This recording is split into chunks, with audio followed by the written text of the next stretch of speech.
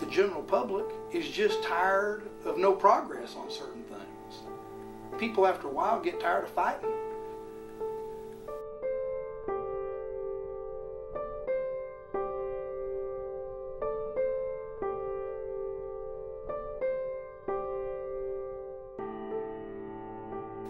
I think too often in areas of public policy in particular, we talk past one another and we don't have enough opportunities to actually hear what other people are thinking or saying.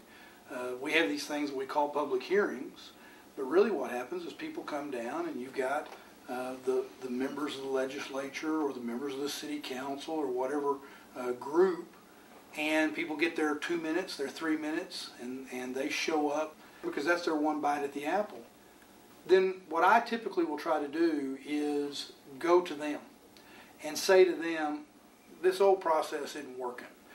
This situation of just having you come down and address the group isn't helping us figure out what the best answers might be, or for that matter, what answers would satisfy you. And we're being left really with black or white decisions, winner take all. Would you be willing to engage in a different process? And what I have found in an area involving the building of a major roadway is that if what we can do is convene a group made up of a variety of interests and bring them together and establish some ground rules, then what happens is people start hearing one another better. When I am trying to convene something like this, particularly if it's a hot, controversial type of topic, the first thing I try to do is I tried to figure out, are there people that are truly representative of the interests that are out there? And clearly, the first point there is you want to make sure no one is left out. Once I have a commitment, I typically ask them to ask me to be part of the process so that there is some investment in what we're getting ready to do. And it's not just me saying to them, you're going to do this. The next step that I will typically follow when I'm acting as a convener is I will work to make sure that we are in agreement about what that process is going to look like. And then generally, I very much try not to be someone who's taking a position.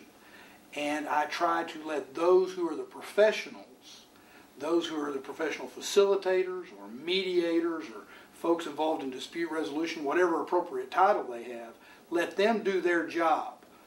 Ultimately, I think just a little bit of training helps those who are convening groups understand the art of it.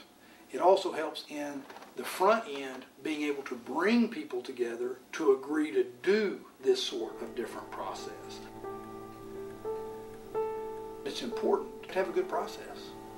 It has to be a trusted process. It can't be something that you try to do really overnight, and the body, the elected body that might be using this in a public policy situation, or the appointed body made up of elected officials, it has to be committed to that process.